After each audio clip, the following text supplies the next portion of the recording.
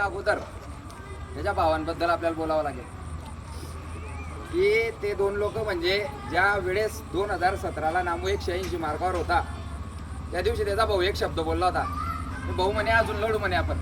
पण मला नाही माहिती होतं की त्याचा भाऊ असा म्हणला की 9 वर्ष लढ. मजाक नाही, आज 9 वर्ष लढणं म्हणजे. आणि ते भाऊ त्याच्या पाठीशी होते म्हणून नामू आज सक्सेस झाला. आणि हे नामू सुद्धा मान्य करेल की ते लोक स्वतः काम करत होते पण नामूल कधी बोलले नाही की तू पण आता काही कामधंदे पाहिजे. आणि या गावात असे भरपूर उदाहरणं आहे की ज्यांचे लहान भाऊ मोठे भाऊ ऑलरेडी जॉबला आहे पण ते त्यांच्या लहान भावाला आणि मोठ्या भावाला सपोर्ट नाही करत. पण या लोकांसारखे लोक मी आजपर्यंत भाऊ असे पाहिलेले नाही सर. 2 जण असले तर ठीक आहे पण ते 3 आहेत. आणि विशेष म्हणजे नामूचं लग्न बी झालेलं आहे पण तरीही माझ्या डोक्यात हे आजपर्यंत बी माझ्या कानावर बी थोडी गोष्ट पडली नाही की कोणी म्हटलंय नामूला की तू कामधंदे का बरं करत नाही, तू रिडिंगमध्येच का बरं जातो, तू हेच का बरं करतो, तू तेच का बरं करतो. आमची भेट होत राहायची, आपलं गजूची आणि आमची तर भेट होतच राहायची. आमचे फॅमिली रिलेशन आहे एकदम. पण त्या दिवशी 2017ला त्यांनी दिलेला शब्द बिचारांनी 9 वर्ष पाळला दादा. किती वर्ष? 9 वर्ष. आणि हा जिगर फक्त एक सख्या भावामध्येच राहू शकतो. आणि त्यांनी शेवटी त्या माणसाला त्याची लाईफ पूर्ण सेटल करून दिली. आणि नामू तू पण भाऊ मरेपर्यंत उपकार विसरतो नको त्यांचे, नाहीतर माणसाला नोकरी लागल्यानंतर त्या डोक्यात हवा जाते आणि नंतर तो हवेत उडतो. पण ह्या लोकांनी जे तुझ्यासाठी आजपर्यंत केलंय भाऊ ते म्हणजे असं कोणीच करत नाही.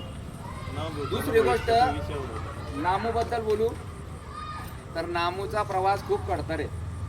नामू 12वीला कसा तरी पास झालेला आहे. त्याच्यानंतर त्याचं स्वप्न होतं की मी पोलीस भरती करू. आम्ही दोघांनी सोबतच भरतीची तयारी केलेली आहे. त्यानंतर मी वेगळ्या मार्गाला गेलो, मी MPSC करायला लागलो. पण नामू तिथे स्थिर होता आणि एवढ्या वर्ष स्थिर राहणं आणि तिथून मग सक्सेस घेणं सोपं नाही आहे. आणि ह्या प्रवासात नामूला भरपूर इंजुऱ्या पण झाल्या. त्याच्यानंतर नामूचं एज वाढलं आणि सगळ्या गोष्टी, आमचा कास्ट प्रॉब्लेम होता, आम्हाला ओपनमध्ये भरती द्यावी लागायची म्हणूनच या गोष्टी घडत गेल्या. नाही तर आमच्याकडे जर अगोदर कास्ट सर्टिफिकेट असतं ते 5 वर्षाच्या अगोदरच आम्ही भरती झालेले असते. आम्हाला उशिरा यश येण्याचं कारण फक्त एकच आहे, आमच्याकडे कास्ट सर्टिफिकेट नव्हतं. आम्ही ओपनमध्ये भरती द्यायचो आणि तेव्हा कॉम्पिटिशन असं होतं की एका जिल्ह्यामध्ये 10 फॉर्म तुम्ही टाकू शकत होते. आता कसं आहे, एका जिल्ह्याला तुम्ही एकच फॉर्म टाकू शकता. त्याच्यामुळे आता सोपं झालंय.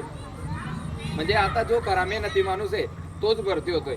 तर नामूच्या प्रवासाबद्दल बोलायचं ठरलं तर नामू एवढा पॉझिटिव्ह आहे की त्याच्या आजूबाजूचा कोणताच मुलगा निगेटिव्ह नाही आहे. नामूचं नाव काढलं की कोणी बी चांगलंच सांगेल की नामू एकदम भारी पोरगा आहे, त्याचं काम झालं एकदम भारी वाटलं. मी आज दाढी करायला गेलो होतो, तो दाढी करणारा पण म्हटला भाऊ म्हणे नामू भाऊ झाला ना तर मला असं वाटतंय म्हणे या जगात देव आहे.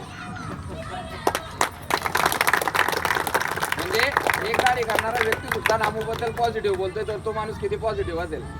कोणत्याच गोष्टीचं काही हे नाही, कधीच कोणत्या गोष्टीचा अहंकार केला नाही. आणि ग्राउंड त्याचा आउट ऑफ पहिल्यापासूनच होतं. कधीच कोणाला त्रास दिला नाही. कोणाशी प्रेमाने बोलायचं, कोणाशीही व्यवस्थित राहायचं. कोणी किती काही करत असेल तरी त्याच्या डोक्यात यायचं नाही. आपलं यायचं, अभ्यास करायचा, आपलं यायचं, ग्राउंड करायचं. बस ह्याच गोष्टी पालनामुळे त्याला आज शेवटच्या भरतीत काशी ना पण यश भेटलं. आणि त्याचं स्वप्न होतं वर्दी, ते वर्दी त्याला भेटली. आणि देवाच्या कृपेने मी प्रत्येक दिवशी नामूसाठी त्या गोष्टी मागत होतो की नामू सक्सेस झाला पाहिजे. आता बस माझा एकच माणूस आहे आकाश साबळे, तो झाला, मी रिटायरमेंट घेऊन टाकेन. त्याच्यानंतर आताच आपण गावातल्या मुलांसाठी ही अकॅडमी ओपन केलेली आहे. इथे निवासी मुलं पण आहेत, बाहेर गावून लोक येत आहेत. तर माझं असं म्हणणं असेल की गावातले अजून लोक जर मला जोडले तर यावर्षी आपल्या गावात फक्त 2 पोलीस किंवा 3 पोलीस झालेले, तर तो आकडा 10च्या आसपास आपला दरवर्षी असला पाहिजे. कारण आपल्या गावात अकॅडमी त्याचा तुम्ही फायदा घेतला पाहिजे.